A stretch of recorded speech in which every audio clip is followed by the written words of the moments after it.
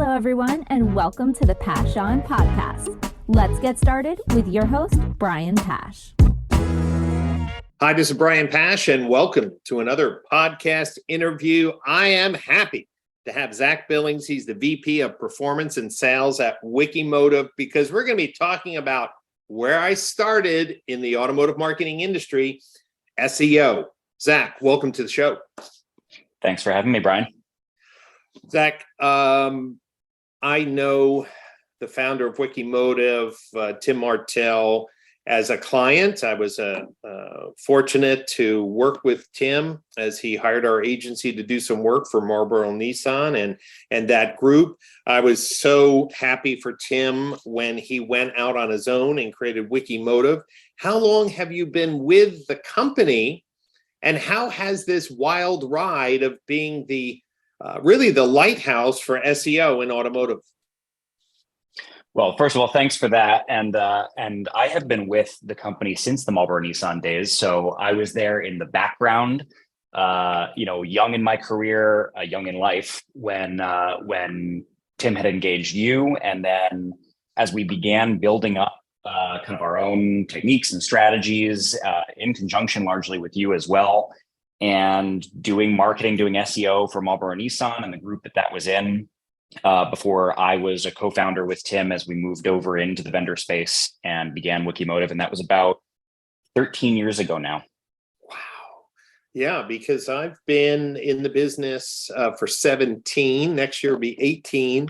And it's so great to see your company grow and flourish. So let's set the record straight. I've been an advocate, Tim, and you have been vocal advocates on the fact that content, and good content, plays probably the most significant role in getting Google to index pages and show up in local search.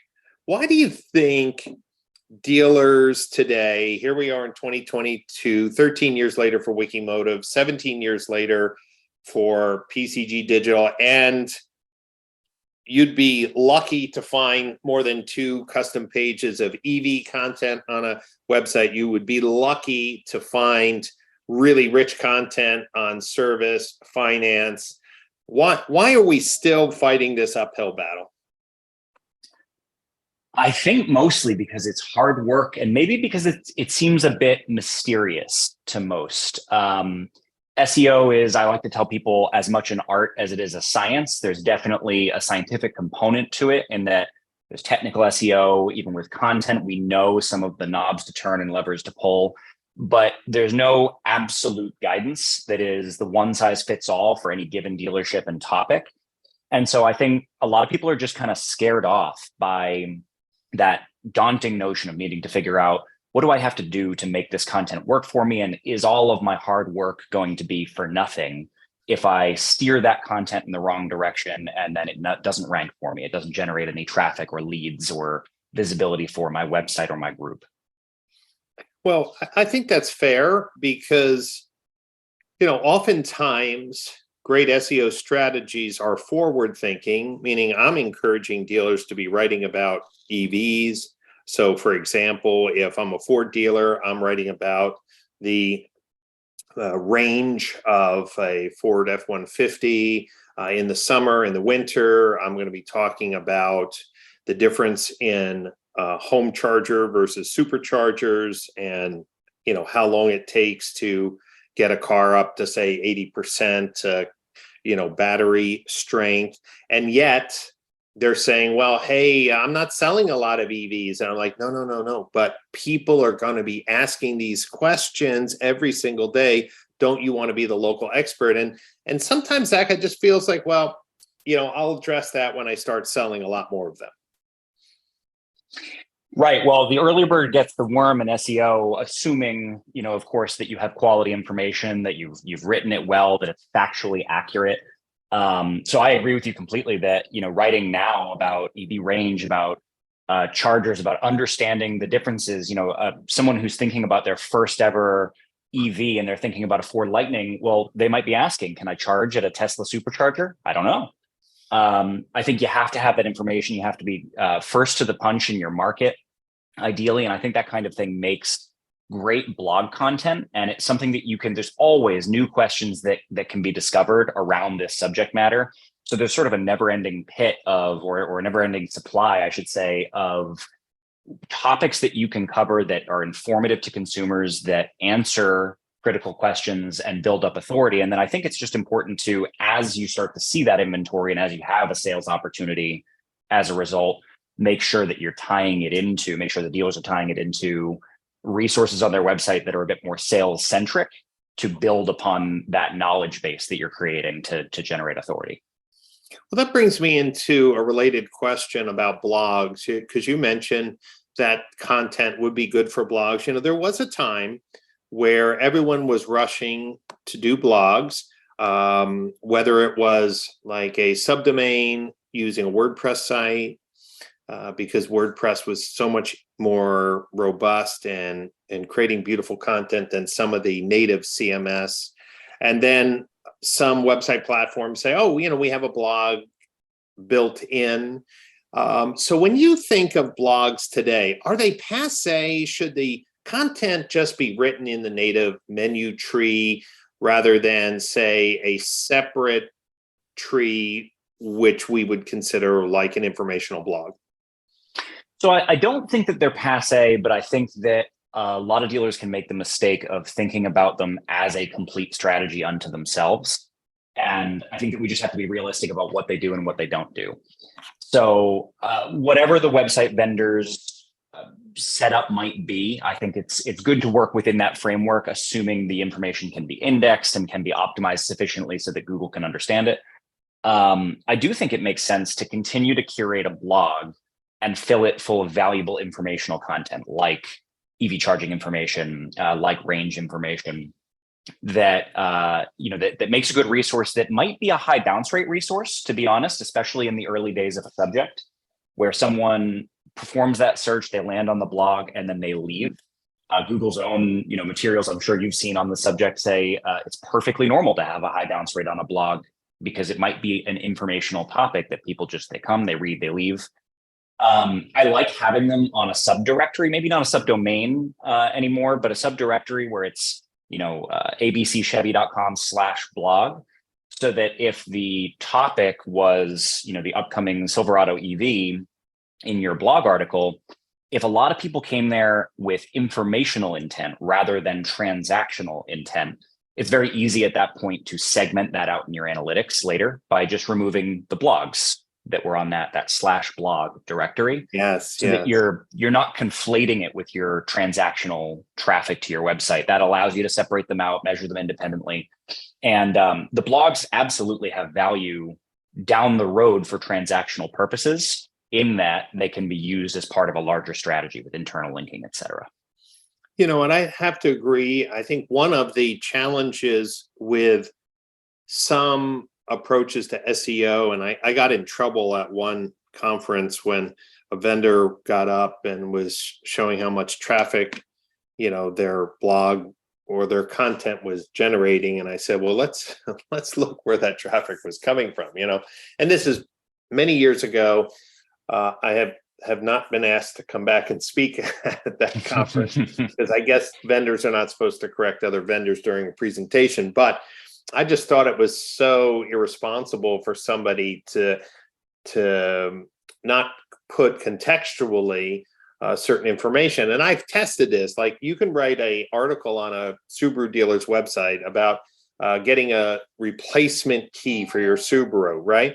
And that article could get tremendous thousands of hits, but it could be from all over the country. And the intent of that article, was to help someone locally get a key. So we also have to be careful where the traffic is coming from.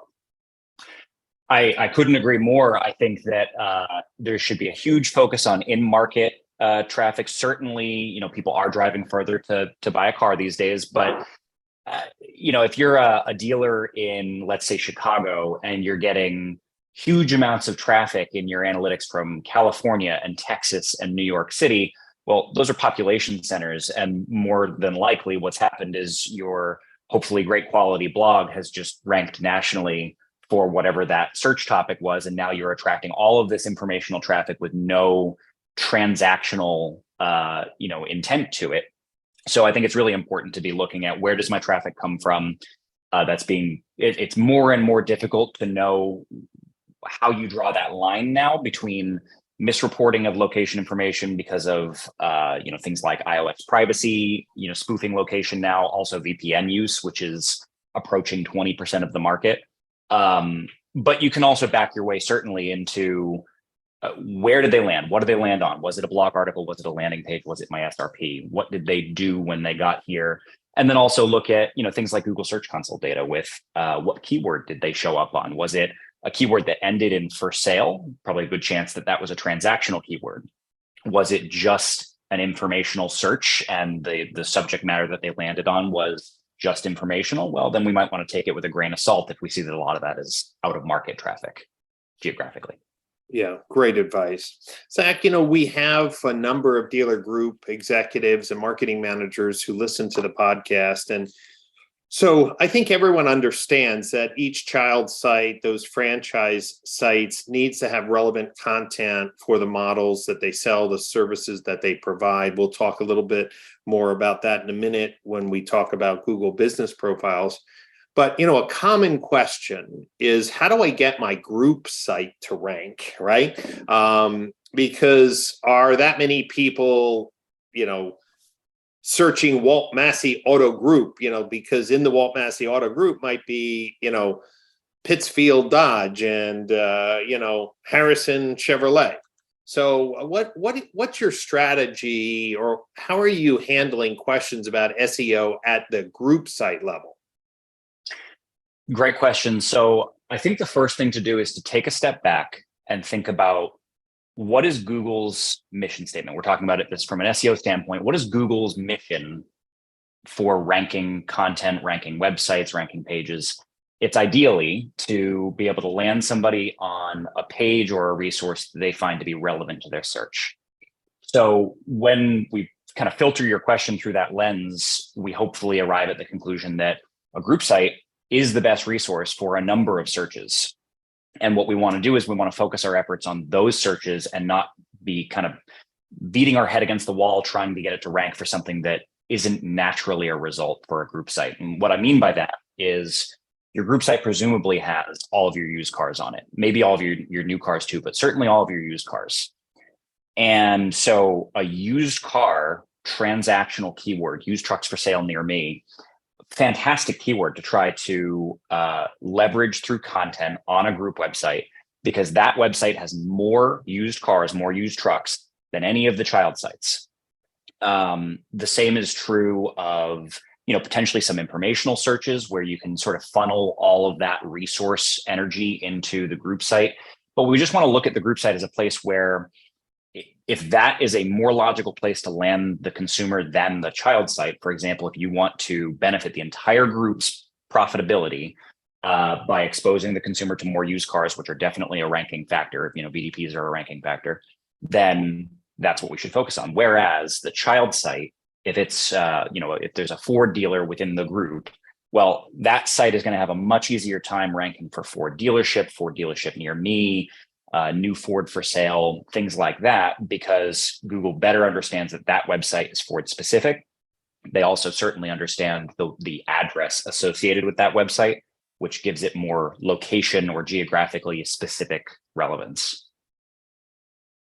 Well, that absolutely makes sense, Zach. And I know that more and more dealer groups are trying to get their dealer group sites to rank higher because some of the uncertainty and control issues on their child site. So that's really good advice. Let's talk about the Google My Business Profile, now called Google Business Profile. I don't know how many times they're going to change it, right? Because originally it was Google Places. So GPB, we've written about this. You've talked about it. I've talked about it. Put your 10 categories, do posts, use inventory feeds if possible, make sure your links are tagged, blah, blah. But I found, Zach, that if we're going to pick those 10 categories, we better have matching content and good content on the child website to make sure that the Google My Business people are looking at the site, seeing like, yeah, this website has the content that backs up these categories. What's your thoughts on Google My Business's role and the dealership's website role in local search? Well, the role of GBP is obviously a big one and increasing. We see more and more traffic by percentage, especially in market traffic, coming from GBP. If we've UTM'd the link coming to your website, which everyone should be, it's showing up more, and it's not just for branded search terms. So it's not just ABC Motors or ABC Chevy. When someone types in your brand, they end up with your GBP listing. More and more, you can get discovery keywords to show up. We see in Google's own insights. In terms of being able to generate more of that, I think that's becoming more an art than ever before. You've been a thought leader on this for a long time. We've definitely been very involved in that. That same advice that you were just sharing, like get your categories right, set your service area, don't be too greedy, but make sure that you've given a realistic sense of where you should show up. Fine tune those features, but when everyone in a market is doing the same thing on those, it definitely then extends to the website. If you've done everything you can possibly do within your GBP, you're answering questions in the Q&A section, you're responding to your reviews, you're encouraging more reviews, hopefully with some keywords embedded within them, and you're really doing the maximum there, then all you really can do is rely on what are you doing in terms of efforts within your website to be able to kind of tie that back together. And I think that one of the ways that you can really tie the two together potentially is through things like Google Posts, especially on informational subject matter that might be emerging in importance. So you say, EV content, for example. Well, if we've written a great quality piece of content on our website about Ford EVs and we're a Ford dealer, well, putting a Google post up can definitely help create more relationship between the two. And I think the answer is ultimately content is still king, and the more we can do to connect the two of them together, the more hopefully we're going to see discovery keywords like Ford dealer near me, used cars for sale, used trucks for sale, et cetera, driving the visibility of those GBP listings. Amen. And I love the recommendation of great content then being featured and linked in a Google post. That's absolutely along the lines that I would think is the best way to connect the dots between this, online yellow pages listing, as an old school person like me would call it, to the source of the information, the dealer's primary website. So Zach, let's move a little bit specific to Wikimoto. Everybody and their brother offers some type of SEO package, and some are nothing more than maybe updating some title tags, which you could make the argument should have been done right in the first place. Maybe adding a small page of content or two a month, and that's about it. How would you describe your work when a dealer signs up for an SEO strategy with Wikimoto? Can you, if you were in an elevator and you had 2 minutes to tell a dealer what differentiates you from, say, a generic package that costs $500 a month from their website provider, what would you say?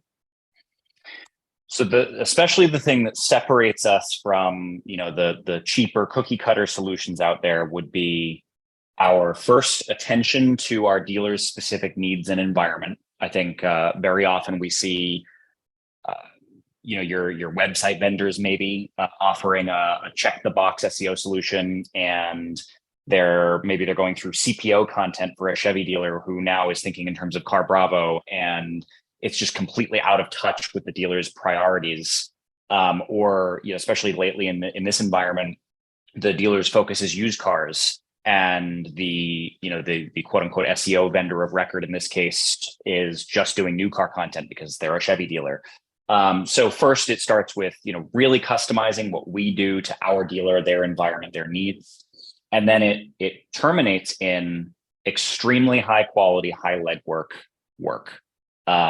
You got to have people that are paying attention, that are writing the content, that are editing the content, publishing the content, thinking through a consumer lens, and ultimately just doing not just the check the box activities that, updating title tags, that kind of thing would be, but really taking a qualitative approach to producing content, to producing also technical SEO work that gets rankings for transactional keywords that ultimately leads to more lead sales and service cars.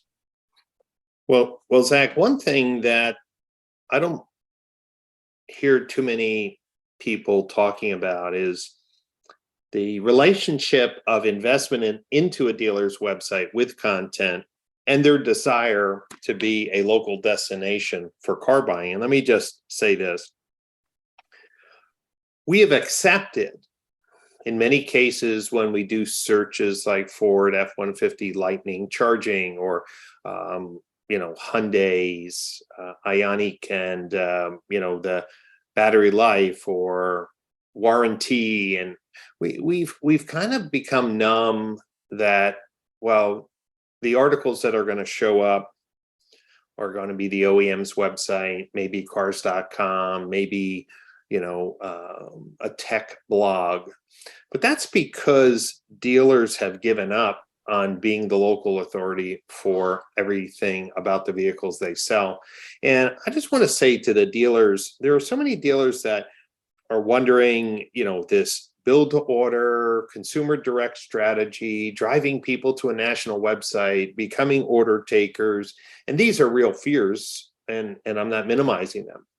But if I asked them, it's like, well, if you still wanted and believed in the franchise dealer model, and you wanted to compete and have people come to your website for ordering, your website for information, the only way that's going to happen, the only way they're going to protect their legacy, their blue sky, their legacy to the next generation in their family, is really to see themselves as a local content publisher. How come more dealers are not willing to make that investment? And I'm not talking about SEO now, just making sure that their website has more information or equal to the information that could be found on the tier one site. Sure. I think that extends to just a notion of how could I possibly rival the resources of the OEM, and how could I have a model page that is more informative to a consumer on the F-150 Lightning than Ford's own page on that? And the interesting answer is it's actually rather easy to do that if you just put in the work. And this, again, it doesn't have to be SEO that we're talking about here. Writing a good model page on your website, yes, that will have a lot of SEO implications in a positive way. But when someone in your area wants to know more about vehicle subject matter, year, make, model, vehicle subject matter, the OEM resources are not actually that great. Sure, you've got detailed brochures with tables of what this trim has and what that trim has, but you have to really, as a consumer, know that subject matter to make heads or tails of it. Whereas it's certainly possible on a dealership website to distill that down into wording that the average layperson consumer can understand better. And I'll extend that to video. Not something that we as a company dabble in that much, but that we have certainly advice to share. If you Google review information or let's say F-150 trims or something like that, right, and you try and find good video resources, you go on YouTube. Well, guess what? Ford doesn't actually have any good video resources of that type. That's why they actually let your Motor Trends and your Car and Drivers and things like that film those types of things when they're releasing models. They put them on an embargo and then they release them. But the Motor Trends of the world, for example, they do great high production value content on whatever new model came out. And now, again, we get into the dealer thinking, how can I possibly compete with Motor Trend, with Car and Driver? But what you have to remember is they're producing that for sort of an overall buyer profile for that vehicle. And they're usually focusing on more more sexy, high interest type features. It's the horsepower, or it's the Easter eggs maybe on a Ford Bronco. Right. What they're probably not doing is diving deep into what are the differences between the Big Bend and the Outer Banks. What are the actual things that matter to you, Mr. and Mrs. Jones, when you're going to own this vehicle? And it's actually really hard to find that information in a high quality medium, whether it's written or in video, or hopefully a combination of the two. Think landing page with video embedded. And I think it's really a missed opportunity for a lot of dealers who have that car right in front of them. You probably have the talent. You probably have someone who is articulate and can run a camera. And, I recommend with our dealers a lot, don't have, your salesman who's just going to go out and kind of recap the features the way that you might do at a very high level. Really try to think about it from the lens of the buyer profile for that individual vehicle and what's going to truly matter for that person. But I think that what dealers need to do is stop thinking, how can I compete with the OEM? How can I compete with Motor Trend? Because you really don't need to. They're actually not doing a very good job, and you just need to show up and think consumer first. Wow. I love that. We should get some shirts made up for MRC, how could I, that should, and then they're going to, what does that mean? And I think that is so true. When I look at my buying journey as a consumer, I did buy, Kerry wanted a Range Rover. So I bought a Range Rover for her, and I went to the Range Rover website and tried to figure out, the different models and engines, because what I was seeing on dealers' websites didn't make any sense. Like I know what I wanted. It was a Velar, the Range Rover, Range Rover Velar. And I went to the website, and I honestly, I thought I was stupid. I went to the website trying to figure out, like, what's the trim, what's the engine, and because the Range Rover site seemed to be very focused on engine, capacity, horsepower, the type.